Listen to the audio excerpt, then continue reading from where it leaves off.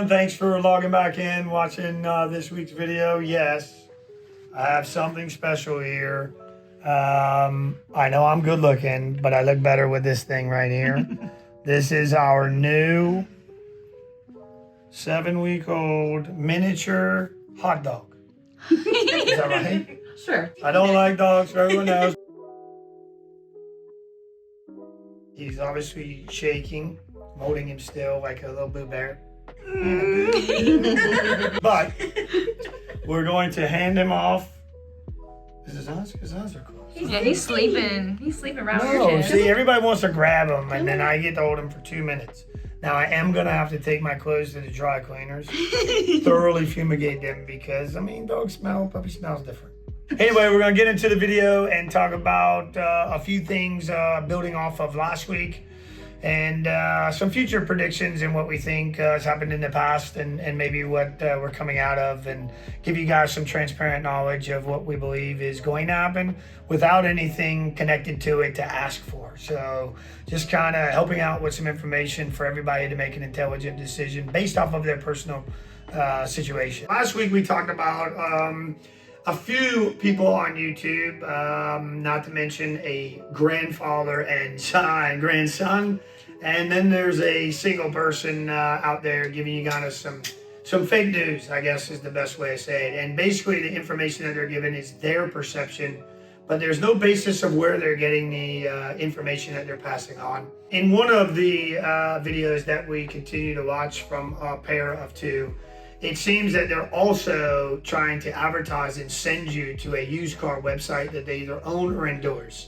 And some of the information is pretty contradictory. I've listened to them talk about used cars, there aren't any, and they're not in demand, but then all of a sudden they're telling you that they have a website full of them and they can sell them differently than a franchise dealer. Two things. Number one, becoming a franchise dealer is difficult. Becoming a multi-franchise dealer is even more difficult.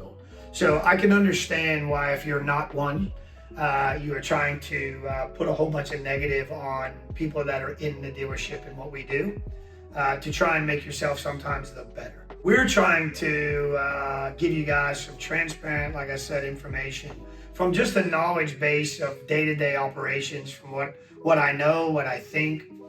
Can we predict the future? We can't. If we could, I got dog hair in my mouth. If we could, I probably wouldn't be here. We wouldn't have to work anymore, but we can't. And I just want to touch on 2 years before the pandemic and during the pandemic, and now after in Carvana's world. 2 years before the pandemic, Carvana had this idea that everybody is aware of. We're going to buy cars online. We're going to do things different. We're going to bring them to your door. And they were already struggling. The pandemic came, and as well as they got a boost, there are other industries and businesses that took the same boost. DoorDash, Uber Eats, Facebook, Amazon, as Facebook just laid off, I believe, 11,000 employees. As Zuckerberg has talked about, he overhired. Carvana's done the same thing, right? They rode a wave and over-inventoried is the best way of saying it. Now we come out of it and people don't want to be inside. We still have an online business and a presence we had prior to the pandemic and still during the pandemic and after. But what we now have realized is inventory is here. Selection is here. So people can come and look. Used cars, same thing. They're here. You can come look. Our values, as I talked about before, diminishing slightly. Is it a good time to buy a new car? Well, if you're not a franchise dealer, then you tell everyone on YouTube it's not a good time because you don't have any new cars because you're not a franchise store. It is the best time. Why wouldn't it be? One thing in some of these videos and information you see online is interest rates and banks are ruining the auto industry.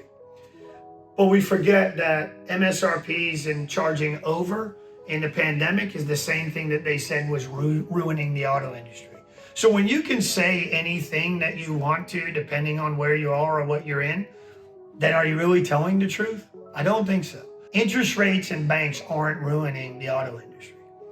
What they are causing to happen are discounts now in the auto industry to offset the interest rate, right? One thing that we do know is the rates will come back down. The discounting and the availability of cars is increasing. So on the new car side, now you do have a selection. Now you can pick out what you want and negotiate in a way that you want to or not. We're not here to sell you anything.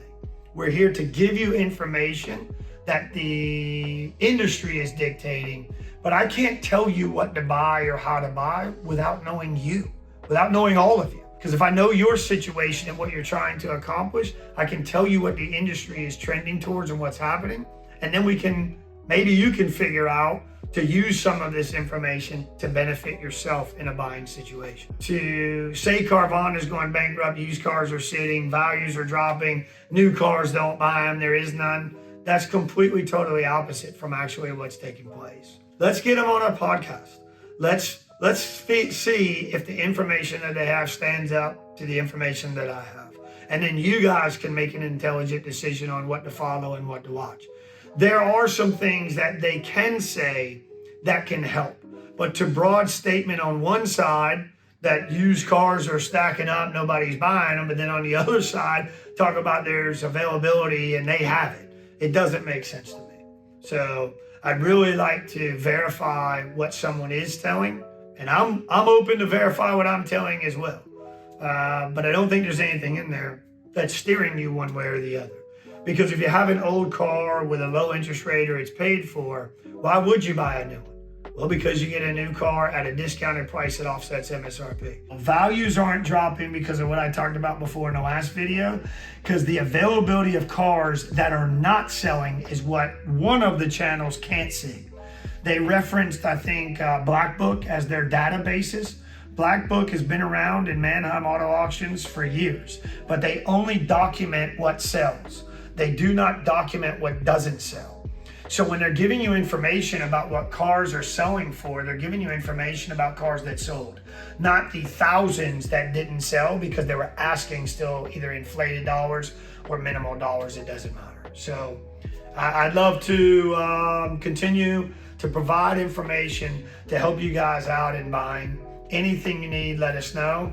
Please like, subscribe, and share, and comment below. And if you do know or watch the other videos, let them know I'm looking for them. Have a great week.